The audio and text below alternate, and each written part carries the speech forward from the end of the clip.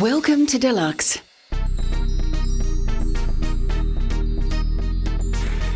The world of young and overindulged celebrities is one that many of us can only dream about experiencing. It's a luxurious whirlwind of parties, events, and paparazzi.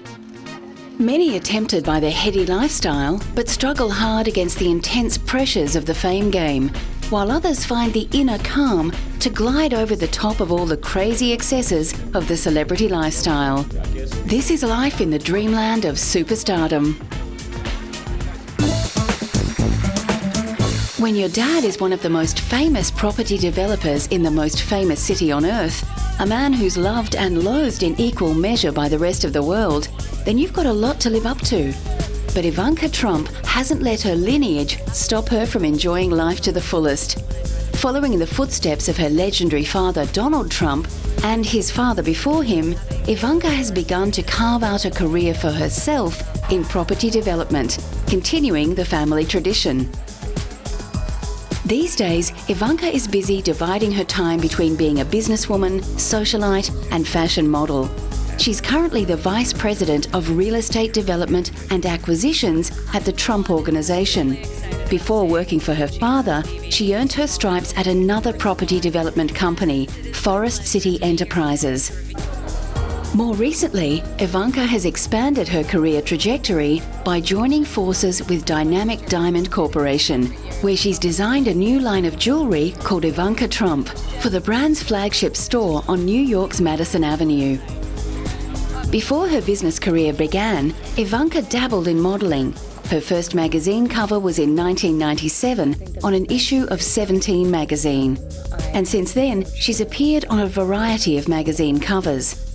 She's also done runway shows for some of the biggest names in fashion, including Versace, Thierry Mugler, and Mark Bauer. Needless to say, she's also proved very popular with a variety of lads magazines around the world and regularly features prominently in their lists of desirable women. Ivanka has also dabbled in television when she took over a judging role on her dad's reality TV show, The Apprentice. The one thing Ivanka isn't happy about is comparisons between her and Paris Hilton.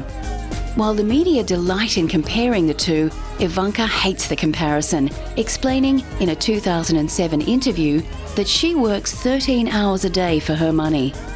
Growing up, she watched how hard her father worked, and she knows that if she'd taken the path of being a celebrity party girl, she could never afford the lifestyle she now enjoys. When Justin Timberlake decides to throw a party, you can bet a host of A-list celebrities will come. Cameron Diaz, Paris and Nikki Hilton, and actor Patrick Dempsey all came to watch as Justin unveiled his spring fashion range for his label William Rast during LA Fashion Week in Los Angeles, California. He's extremely creative, and I think that he's always been very stylish, and it'll be fun to see what he's bringing out. Inspired by their Tennessee roots, Trace Ayala and Justin Timberlake created the name William Rast for the line in homage to their families. William is the first name of Timberlake's grandfather, and Rast is the last name of Ayala's. It's been really fun to watch them do this together because they really are, connected in that way, and they've made, a great line. I'm really happy for them. William Rast, which launched in November 2005, is currently available at Bloomingdale's, Saks Fifth Avenue, Nordstrom, Neiman Marcus, and high-end boutiques such as Fred Segal and Atrium. I think it'll work because of who he is. I think his whole persona, I think right now he came back in a huge way, and I think it's working. Men and women danced down the runway in casual wear collections at the Spring 2007 William Rast collection, titled Street Sexy at Social Hollywood. Justin is 100% involved. He, from buttons to rivets to choosing the denim washes, he's very involved. I think Justin's great at everything he does. Have we ever seen him not good at something? Justin knows how to keep himself busy. Not only was he launching his fashion range, but his single Sexy Back was topping the charts, while he readied himself to hit the road with label mate Pink to spend the summer touring throughout America together. And when it's all over, Justin can't wait to get into the studio as he tries to help his first love, music, find a new direction. Coming up, we hang with the Party Boys. hip-hop superstar Jay-Z is one of the most formidable icons in both the entertainment and business side of the music industry. Apart from being president and CEO of Def Jam Recordings and Rockefeller Records, he's also the chairman of multi-million-dollar clothing line Rockaware, co-owner of the NJNet, and has sold over 40 million albums. And when Jay-Z announced that he was returning to touring, he was keen to make the most of it by visiting new places. I haven't been to Australia, I haven't been to Africa, Egypt. There's a lot of places I haven't been, so I figured, I get a vacation and see all the places I want to see and get to play music for people who haven't yet, experienced, and they haven't experienced what I do. As well as his highly successful career as a rapper and music mogul, Jay-Z was also lucky enough to marry Beyoncé in 2008 in a mystery marriage ceremony at his New York luxury apartment that caught the local press by surprise. And he's looking forward to starting a family too. Of course, kids love me. I have a beautiful soul. So, when kids see me, it's real. It's a real talk. Kids take to me really fast, you know what I'm saying? So I've always thought about that. But I always wanted to do it the right way. That's why I don't have a family yet. I want to do it the right way. I don't want to be in Beirut, while my kid is missing all of your son's first things. Your first day of school, or your daughter, excuse me. First day of school and first haircuts, and you in Beirut, you in performing at the pyramids in Egypt. But Jay-Z wasn't one to rest on his laurels. When he announced his return to touring in 2006, he made sure his fans knew about it by embarking on a seemingly impossible trek. 7 30-minute concerts around America, all in one day.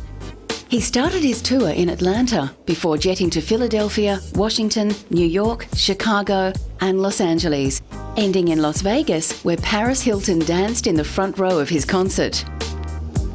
During each stop, hundreds of fans lined up to catch Jigga performing his 30-minute sets.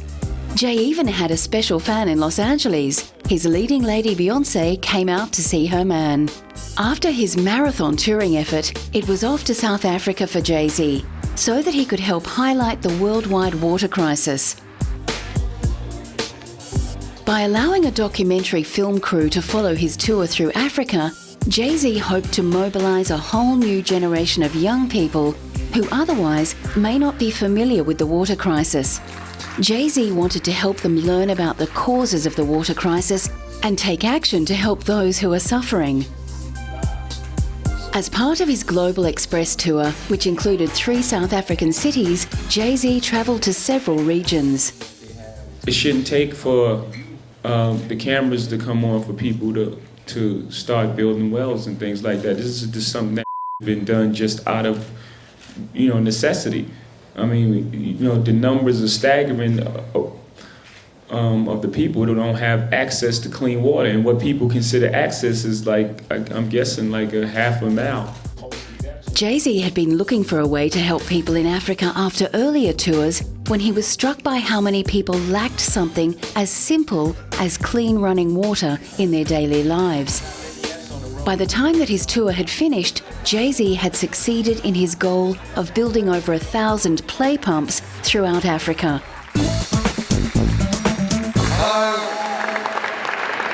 I'm very famous. There's so many people here. I must be really famous. He's the likely lad who turned pop music on its ear. Part showman, part shaman, Robbie Williams is all heart. And it's a heart that he proudly wears on his sleeve.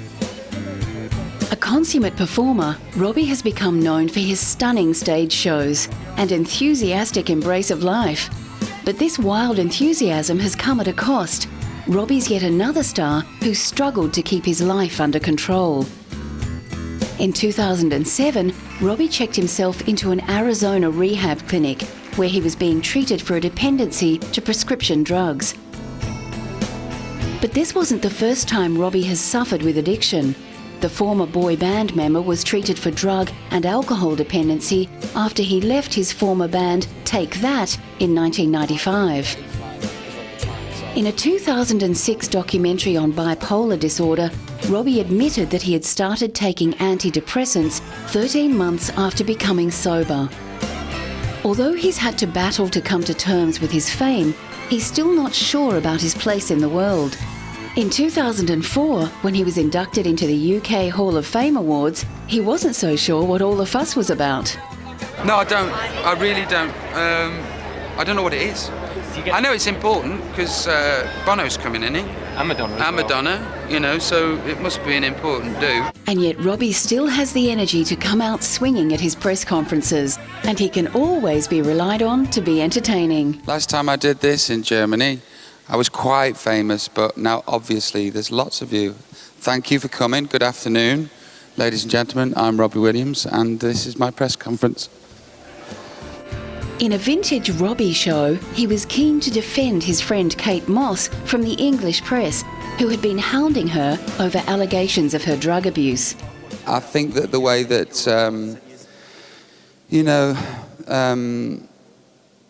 that people have so much power over people's lives, you know, it wouldn't have surprised me if she'd have tried to commit suicide the week that everything hit the papers, you know. So you've got certain people that want people dead, you know, and just to want to actually devour people's lives. For me personally, being a public figure, it's really scary because, you know, sometimes it wouldn't even be your fault that these people would try and get the knives out and kill you, which is what I think they're doing with Kate Moss. But at least Robbie felt he was back on track with his life. And right now I'm probably happier than I was when I was at school. You know, I loved going to school and I loved, you know, my friends, and I was happy then, but right now I'm really happy. I'm really enjoying being a pop star. You know, it's I think that in the last 2 years I've started to enjoy everything that's coming into my life, and I'm very lucky to be where I am, and I know that. Kanye West is one of the biggest rap stars in the world, and his fame just keeps growing as he leaps from one successful project to another. It's been a thrilling roller coaster ride for him, except in this case, it's a ride that keeps going up but never coming down. Along the way, he's tried his hand at every creative opportunity that his musical success has allowed, letting him try his hand at fashion design, running a record label, and producing songs for his stellar lineup of music industry friends. Kanye gained fame by producing for Rockefeller Records, where he eventually achieved recognition for his work on Jay-Z's classic album, The Blueprint, as well as hit singles for musical artists, including Alicia Keys, Ludacris, and Janet Jackson. But Kanye hasn't thrown away his money on parties and good times. He's also invested a large part of his personal fortune into various philanthropic causes. In 2007, Kanye was recognized by the African American Empowerment blog as the 5th best black celebrity philanthropist of the year. I always said that I wanted to help people, and I've had the opportunity to help so many people, friends, people I haven't known, like with the music, with things I could do that the music allowed me to do. So I just feel great right now. Never knowingly shy about his achievements, Kanye is still struggling to come to terms with his success. I realize that my place and position in history is that, you know, I will go down, you know, as the voice of this generation, of this decade. That will be the loudest voice. But it's been a tough year for Kanye, and the single star is struggling in the spotlight. Despite being one of the biggest rap stars in the world, in his private life, Kanye is hurting. He's found that all the concerts, travel, hotels and parties in the world can't fill the hole in his life left by the death of his mother, Dr. Donde West, just over a year ago. Kanye was very close to her, writing the song Hey Mama about her. Performing on stage sometimes is just hard. Every night it's just hard, you know.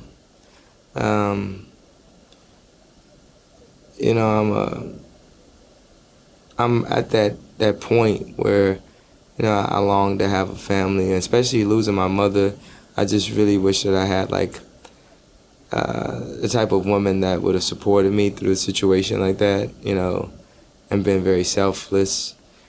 And it's really hard for me, you know. It's like, of course for me, it's like it's not hard to find a date, but to find a mate is different. And while Kanye still loves making music and performing, the star doesn't like being under the scrutiny of the paparazzi and says he's longing for normality.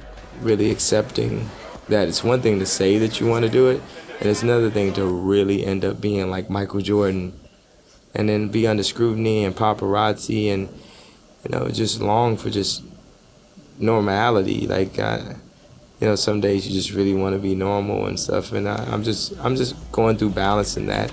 And his success in music and business has definitely opened up creative opportunities for him, allowing him the rare privilege of being able to do whatever he wants to do. I'm a designer, and sometimes I get bored with things and I want to just jump and design something else. So if I feel like designing a house today, I'll do that. If I feel like designing a record label, good music is the design. But that won't be happening anytime soon. Well, I can't cancel these next shows, so I've got to go through with it. So it's whatever, emotionally distraught or devastated the things I'm going through, I still have to, the show goes on, I have to perform. Coming up, we hook up with the Hollywood Party Girls.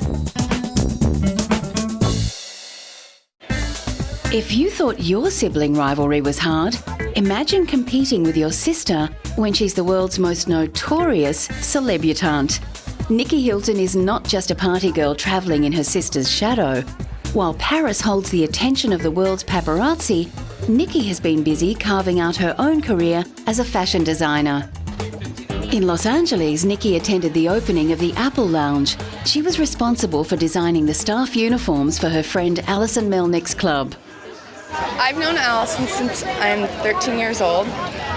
She used to work at Betsy Johnson in New York, so I just knew her through Betsy, and we've just been really, really close ever since, and now she has her very own place. So I'm so proud of her and excited here to support. Nikki is committed to a career as a fashion designer, and after designing the Apple Lounge staff uniforms, she launched her casual chic line of clothing with a stunning catwalk show.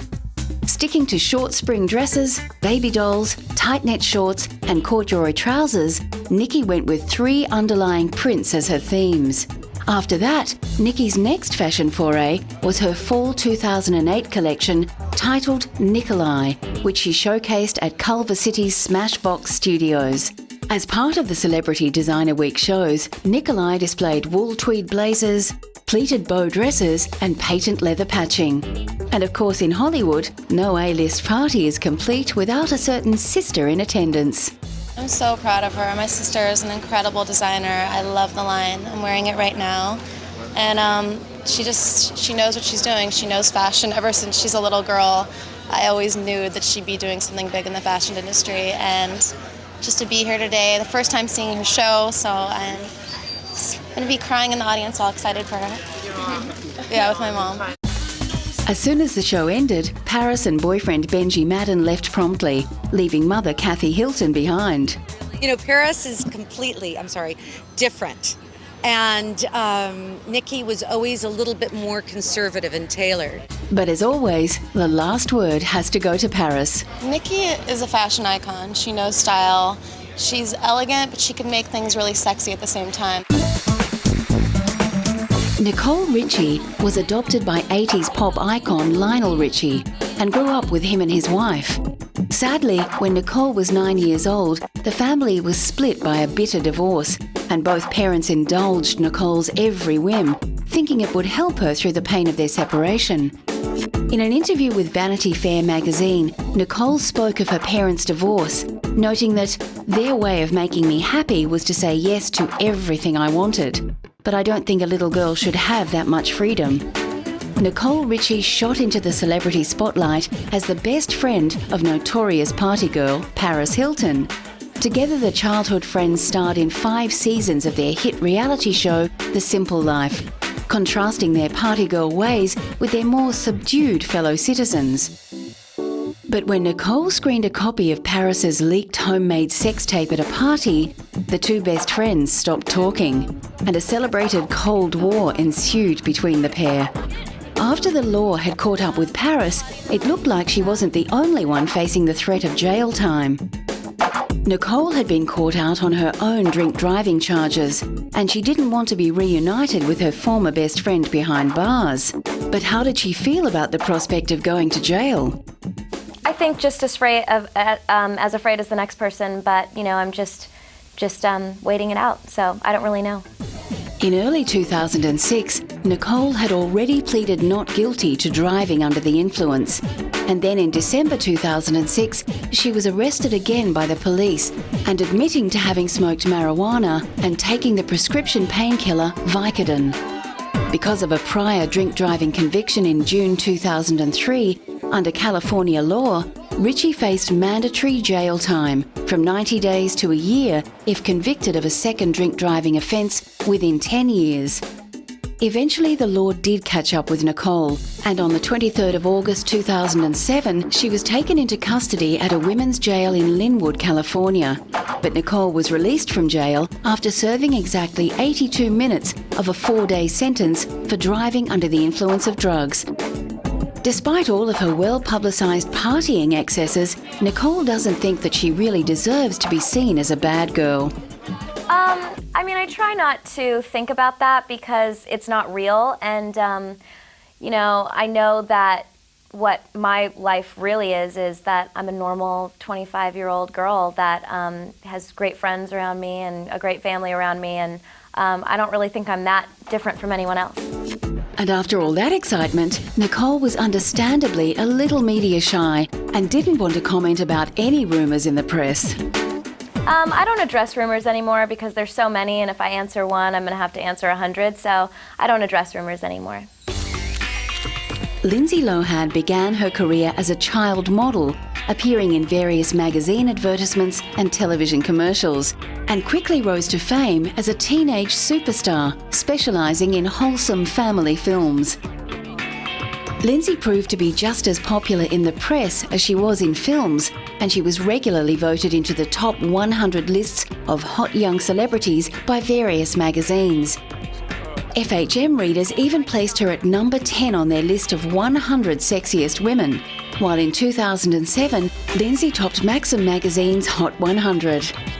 Lindsay has also dabbled in the worlds of fashion and business through setting up her own brand development firm called Stay Gold, which is focused on developing budget-conscious lines of leggings, makeup and accessories. But somewhere along the line, Lindsay's career succumbed to the pressures of many young Hollywood stars, and soon she was in the papers for all the wrong reasons. As her personal life spiraled out of control, you could safely bet that there was a camera there to record it. I don't know if it's about being treated fairly in the press at all. I think you just have to, you put yourself in this position and you put yourself out there. Therefore, people are going to say what they want to say and everyone's going to have an opinion, and that's fine.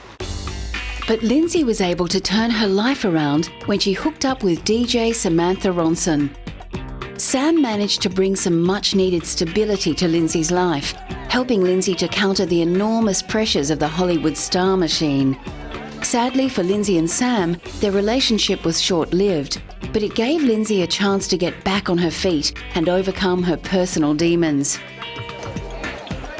Lindsay is now busy rebuilding her career and has taken on a number of lucrative modelling jobs and has been chosen as the face for several fashion labels, including the Italian clothing company Fornarina for its Spring-Summer 2009 campaign.